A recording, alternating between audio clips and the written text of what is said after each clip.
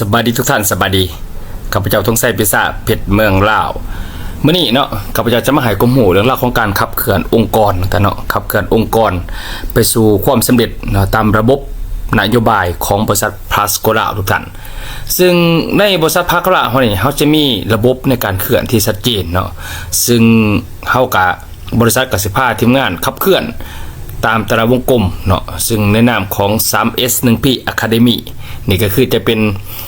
สื่อของระบบพงเฮียนของบริษัทพลัสโกลาท่านเนาะ6วงกลมสู่ความสำเร็จท่าน 3S1P หมายความว่า 3S ก็คือ S1 S2 S3 แล้วก็ 1P เนาะส่วนจะเป็น BP Metric นะแล้วก็มี P125เขามี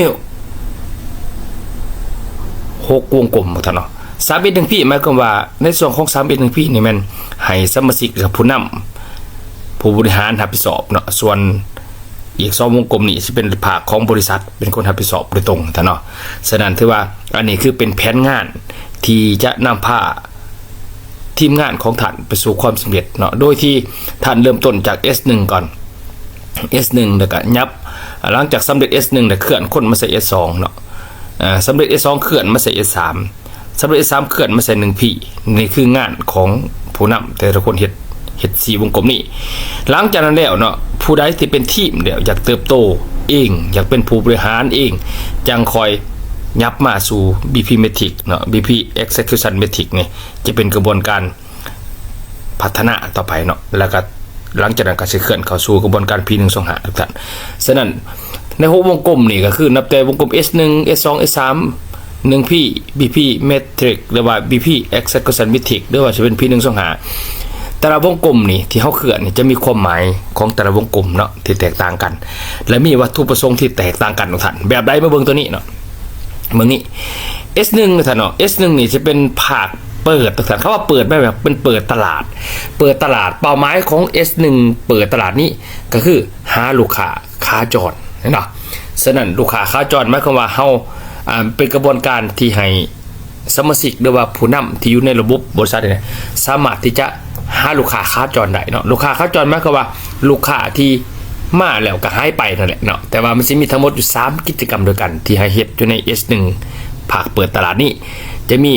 PS หมายความว่า Personal Selling คือเฮาขายสินค้าตัวต่อตัวเนาะ HS มันจะคำว่า Home Sale คือเฮาจะลงเปิดตลาดเนาะ Home Sale เปิดตลาดนี่เฮาจะลงเปิดตลาดแต่ละหมู่บ้านซึ่งสิมีวิชาการเนาะจากหน่วยงานของการจากของการกสิกรรมอะไรสิ่งแวดล้อมประจำเมืองนั้นที่เขาลงเนาะเขาขอเอกสาร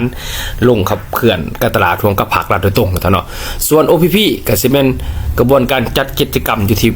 บริษัทหรือว่าอยู่ที่โรงแรมเนาะฉะนั้น3กิจกรรมนี้เป้าหมายก็คือหาลูกค้าขาจรนะคือเปิดตลาดทุกท่านฉะนั้นทุกคนเนาะที่มาเฮ็ดธุรกิจคือต้องผ่านกระบวนการ S1 นี่ก่อนเนาะอันนี้แม่ทีมของท่านหรือว่าผู้บริหารของท่านจะพาเฮ็ดเนาะพอได้เข้ามาสู่บริษัทอย่าลืมเฮ็ด S1 นี่ก่อนเนาะตัวนี้แม่ทีมของท่านผู้นำของท่านผู้บริหารของท่านพาเฮ็ดอย่างนี้เด้อหลังจากเฮ็ด S1 เรียบร้อยแล้วเนาะเขาก็มีลูกค้าเรียบร้อยเนาะลูกค้าขาจรเกิดการซื้อการขายกันเรียบร้อยหลังจากนั้นแล้วก็สิมีกระบวนการที่2เกิดว่ากระบวนการตามนี่ตามเพื่อนยังก็คือตามลูกค้าขาจรแหละให้มาเป็นลูกค้าขาประจำนี่คือประมาณของการตามเปลี่ยนทุกท่านเปลี่ยนสถานะเนาะจากลูกค้าขาจรที่เขาซื้อแล้วก็เลยเอาไปมาเป็นลูกค้าขาประจำนี่ในนาม S2 ซึ่ง S2 ก็สิมีทั้งหมดอยู่3กิจกรรมเนาะก็สิมี HM House Meeting อันนี้มันจะเป็นการนัดพบปะอยู่เฮือนของกลุ่มเป้าหมายเนาะแล้วก็ CT คือว่าเซ็นเตอร์นี่มันจัดอยู่ที่บริษัทเนาะซึ่งแม่ทีมต่างๆเนาะร่วมกันจัดตัวนี้มันจะหับสมาชิกสมาคมครอบครัวพลัสโกลาท่านเนาะตัวนี้จะเป็นสมาชิกสมาคมP125มันมานี่และ OPP VIP ท่าน OPP VIP นี่มันมอบใบยังยืนเนาะอัพตำแหน่งของผู้นำP125เพื่อให้เขาได้นำใบยังยืนดังกล่าวนี้มาอัพตำแหน่งให้สมาคมอันนี้คือเป้าหมายของ S2 คือตามตัวนี่แหละลูกค้าขาจรนี่มาเป็นลูกค้าขาประจำเนาะอันนี้มันจะขายนโยบายบริษัทมีงวนมีเที่ยวมีรางวัลพิเศษต่างๆเขาก็สิมาเข้าใจตัวนี้มีกิจกรรมร่วมกันเนาะสนุกสนานกินเลี้ยงกันอันนี้คือ S2 ท่านอันนี้เป็นเมทีมเนาะเมทีมพาเฮ็ดด้วยกันตัวนี้ท่านเนาะ หลังจากเมื่อผ่านกระบวนการนี้แล้วเริ่มเนาะอยากมาเป็นคู่ค้าอยากศึกษาเบิ่งธุรกิจต่างๆอยากเนาะจากลูกค้าขาจรมาเป็นลูกค้าขาประจำแล้วอยากเปลี่ยนสถานะเจ้าของมาเป็นคู่ค้ากะมาสู่ S3 บริษัทก็มีกระบวนการปั้นก็คือการยกระดับเนาะยกระดับลูกค้าขาประจำให้มาเป็นคู่ค้าเขาระบบบริษัทนี่แหละท่านขั้นตอนตัวนี้คือคู่ค้านี่คือจะมีทั้งหมดอยู่3กิจกรรมเหมือนกันกิจกรรมคือคอร์สที่บริษัทนี่คณะอาจารย์จะเป็นคนสอนก็คือตัวท่านก็ไม่ได้นำสมาชิกของท่านเข้าสู่คอร์ส VPG อันนี้จะเป็นการเที่ยวประเทศไทยเนาะเที่ยวภาคอีสานก็คือส่วนใหญ่จะเป็นอีสานใต้ตัวนี้ก็คือจะมีคอร์สในการเปิดภูมิธุรกิจเปิดโลกธุรกิจของพลาสโกให้ลึกซึ้งให้เข้าใจเนาะหลังจากนั้นแล้วอยากเป็นคู่ค้าจริงๆจะมาเข้าสู่ BTC แล้วก็เข้าสู่ SCP บริษัทก็สิเปลี่ยนการแต่งตัวของท่านเนาะเปลี่ยนบุคลิกเปลี่ยนความกล้าหาญจากบ่กล้าจากเพียงแต่ซื้อกินที่ใส่เขามาสู่กระบวนการมีความหู้มีความสามารถมี mindset ที่เป็นอันเดียวกันกับบริษัทอันนี้คือจะเป็นขั้นตอนที่3เนาะหลังจากผ่านกระบวนการที่3แล้วบัดนี้จังยับเข้าสู่1พี่นี่แม่นอันนี้จะเป็นกระบวนการฟอร์มทีมท่านฟอร์มทีมคือหยังหมายความว่าเจ้าเริ่มอยากเป็นทีมละเริ่มอยากมาขึ้นมาวางแผนหาเงินเนาะอันนี้คือจะเป็นกระบวนการหาลูกทีมปั่นไปทีมมาแหละคือเจ้าอยากเป็นทีมแหละอันนี้ก็จะมี3กิจกรรมที่คณะผู้นำหรือว่าผู้บริหารพาเจ้าเฮ็ดนั่นก็คือจะมีแพลนเวิร์กมันก็ว่าวางแผนงานร่วมกันเพื่อจะพาตัวท่านนี่ไปสร้างเงินเข้ากระเป๋าเนาะและตัวท่านก็เกิดโปรเกรสซีฟหมายความว่าท่านต้องมีความก้าวหน้าเนาะอัพตำแหน่งเจ้าของแต่ละตำแหน่งในผู้นำปี1สหารให้สำเร็จและเกิดมีความอยากเป็นเจ้าของที่เองท่านก็สามารถตั้งตัวเองเนาะเป็นคณะทีมงานของปี1สหารได้เลยนะอันนี้คือระบบบริษัทก็สามารถที่จะแยกให้ท่านเป็นกลุ่มหนึ่งที่สามารถบริหารทีมของตัวเองได้เห็นป่ะอันนี้คือ 3S1P เห็นป่ะท่าน S1 คือพาหาลูกค้าขาจรมี3กิจกรรมหลังจากได้ลูกค้าขาจรเนี่ยเปลี่ยนสถานะจากลูกค้าขาจรมาเป็นลูกค้าขาประจำโดยที่นำเหตุกิจกรรม S2 อีก3กิจกรรมเมื่อเป็นลูกค้าขาประจำโดยแล้วอยากเป็นคู่ค้าเขาระบบบริษัทเนาะกับบริษัทก็สิมีคณะอาจารย์นำพาท่านมาจัดคอร์สให้ท่านมาปรับทัศนคติปรับความคิดปรับแนวทางปรับเลือดปรับเนื้อให้เป็นเลือดสีเดียวกันกับพลัสโกลาวใน3คอร์สก็คือ VPG BTC SCP และหลังจากเมื่อนั้นแล้วท่านรู้สึกว่าโอเคเป็นเลือดเป็นเนื้อแล้วหลังจากมาเข้าสู่กิจกรรม1พี่ฟอร์มทีมวางแผนงานเพื่อจะพาหาเงินและท่านก็ต้องวางแผนดึงเจ้าของก้าวหน้าแต่ละขันเพื่อเป็นคณะผู้นำของระบบทีมP1สหของบริษัทท่านโอเคเมื่อท่านมีความก้าวหน้าและพร้อมเป็นไปทีมแล้วท่านเนาะอยากทำงานอยากใหญ่อยากมาเป็นผู้บริหารต่างๆแม่นผู้ได้พร้อมพอใจด้วยตัวเองแล้วจังมาลงซื้อเขามาเฮียนตัวนี้นำประธานบริษัทเนาะท่านเนาะจะเป็นหลักสูตร BP Metric แล้วก็ BP Execution Metric ตัวนี้จะเป็นจุดการพัฒนาให้ท่านหูจักจุดกำเนิดหรือว่าบ่อกำเนิดของหุ้นส่วนธุรกิจก่อนจะเป็นนักธุรกิจใดต้องมีความรู้อย่างเนาะที่จะไปสร้างธุรกิจของเจ้าของสร้างองค์กรตัวของใดตัวนี้แม่นกระบวนการอีก2ขันเนาะใน BP Metric กับ BP Execution Metric คือเป้าหมายคือปั่นท่านเป็นผู้นำทีมเองและปั่นท่านเป็นผู้บริหารองค์กรเองฉะนั้นเมื่อท่านพร้อมแล้วท่านก็ลงซื้อมาเฮียนตัวนี้เนาะบริษัทก็เฮียนฟรีท่านเฮียนฟรีเนาะบริษัทให้ท่านเฮียนฟรีเมื่อท่านรับการพัฒนาผ่าน2อย่างนี้แล้วต่อมาแม่นท่านก็มาเข้าสู่P1สหแม่นนี่จะเป็นกระบวนการรักษาองค์กรแล้วก็มอบเวียกมอบงานมอบระบบส่งต่อให้ท่านสามารถไปทำเองฉะนั้นตัวนี้เนาะพอได้พร้อมเป็นเจ้าของระบบเคลื่อนว่าออกตารางประจำสำนักงานต่างกลุ่มมาแล้วก็จัด6วงกลมเนาะหลังจากนั้นท่านก็มาเป็นเจ้าของระบบหรือมาเป็นอาจารย์สอนในระบบเองซึ่งบริษัทก็สิมีกระบวนการพัฒนาฐานมาจาก BP Metric มาจาก BP Execution Metric แล้วเนาะหลังจากนั้นท่านก็มีหน้าที่ขับเคลื่อน6วงกลมเองคือเมื่อท่านเป็นวงกลมที่6แล้วท่านก็มีหน้าที่ S1 โดยตัวเองมาเฮ็ด S2 มาเฮ็ด S3 มาเฮ็ด1พี่แล้วก็ดึงโคดมาใส่ในหมุนในวงกลมนี่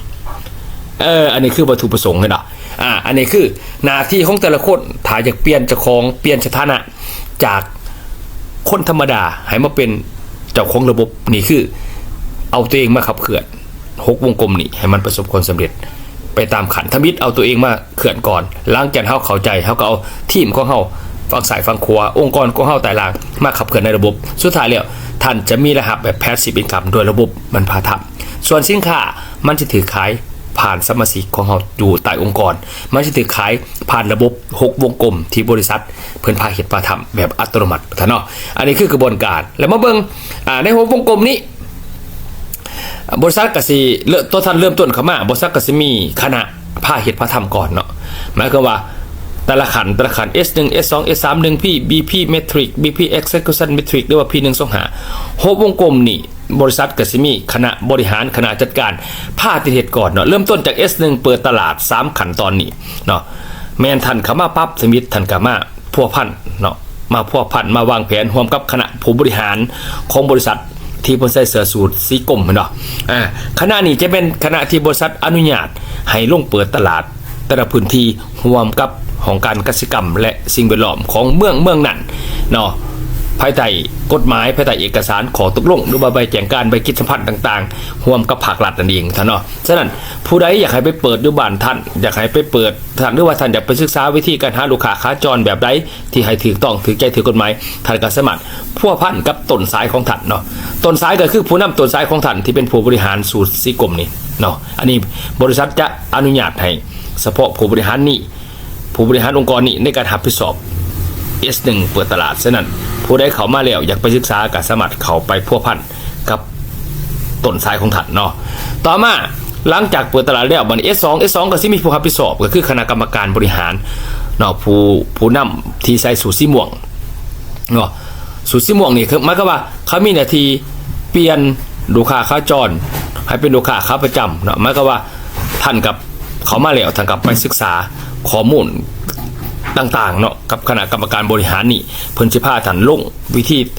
ตามลูกค้าจังได๋เปลี่ยนลูกค้าจังได๋ให้จะเป็นลูกค้าขาจรเป็นขาประจำได้เห็นบ่หลังจากนั้นแล้วก็เคลื่อนมาสู่ S3 จะมีคณะอาจารย์เนาะคณะอาจารย์จะเป็นคณะผู้บริหารที่ใส่สูทสีแดงสำนี้เนาะต้นนี้จะเป็นคณะอาจารย์เนาะท่านเนาะเพิ่นมีหน้าที่ในการให้ความรู้ใน S3 มีหน้าที่ที่บริษัทต่างๆมาเนาะให้เป็นผู้ปั้นคู่ค้าใน3คอร์สดังกล่าวนี่ฉะนั้นท่านสิเห็นว่าแต่ละวงกลมเพิ่นสิมีคณะบริหารคณะจัดการเป็นแต่ละกลุ่มบ่เดียวท่านเนาะหลังจากนั้นส่วน1พี่จะเป็นเริ่มแต่ผู้นำซุปเปอร์ไวเซอร์สามารถจัด1พี่ได้ก็คือการรวบรวมทีมแต่ละทานสมาชิกแต่ละทานที่อยากหาเงินอยากวางแผนร่วมกันเพื่อลงพื้นที่ S1 S2 S3 แล้วแต่อันนี้แม่นผู้นำซูเปอร์วิเซอร์สามารถที่จะรวบรวมทีมเจ้าของมาฟอร์มทีมได้เลยตัวนี้เนาะหลังจากนั้นบอกแต่3 พี่ก็สิมีผู้บริหารผู้ดูแลแต่ละขอเรียบร้อยเบิดแล้วส่วนนี้หลังจากนั้นก็คืออยากเขามาเรียน BP Metric หรือว่า BP Execution Metric กระบวนการพัฒนาโดยที่มีประธานสอนเองเพื่อให้ท่านเป็นผู้นำเป็นผู้บริหารอันนี้ท่านต้องมาติดต่อกับ CEO ทีมของท่านเนาะ CEO ทีมคือเจ้าของทีมของท่านแหละไปติดต่อว่าเขาจะเขียนหูตรงนี้อยากมาพัฒนาตัวนี้ CEO เพิ่นก็มีหน้าที่เป็นเจ้าภาพจัดแต่ว่าวิทยากรจะเป็นประธานโดยหลักเลยเนาะหลังจากพัฒนาท่านเป็นผู้นำเป็นผู้บริหารตามกฎนี้แล้วแม่นบริษัทก็สิส่งต่อให้ท่านพี่มาสู่วงกลมที่6คือP125คือกระบวนการรักษากับส่งต่อระบบตัวนี้แม่นเป็นหน้าที่ของผู้จัดการแล้วก็คณะผู้บริหารP125อันนี้แม่นเป็นคนหับส่วงต่อเห็นบ่สังเกตเบิ่งแต่ละวงกลมนับแต่ S1 S2 S3 1P BP Metric Execution Metric P125บริษัทจะมีคณะบริหารสูตรแต่ละสีนี่ในการมารับผิดชอบที่จะเป็นพี่เลี้ยงให้กับท่านฉะนั้นในบริษัท Plascola บ่มีกระบวนการที่ชัดเจนทั้งหมดเนาะใน6วงกลมนี่เนาะเพื่อจะนำพาท่านไปสู่ความสำเร็จได้เนาะมีพี่เลี้ยงมีผู้นำมีผู้บริหารมีผู้รับผิดชอบแต่ละขั้นแต่ละตอนฉะนั้นทุกท่านเข้ามาสู่พัสโกลาวขอแต่ท่านศึกษาเข้าใจและอยากอยากทำมีความอยากเปลี่ยนแปลงชีวิตอยากเป็นนักธุรกิจจริงๆโดยที่มีทุนหรือบ่มีทุนบ่สำคัญแม่นทุนที่ต้องมีสุดคือความอยากและความอยากอยากทำอยากเดินอยากเปลี่ยนแปลงเจ้าของอยากพัฒนาตัวเองระบบ6วงกลมของเฮานี้ 3S1P Academy ยินดีต้อนรับเนาะแล้วก็พร้อมที่พาท่านไปสู่ความสำเร็จ 100%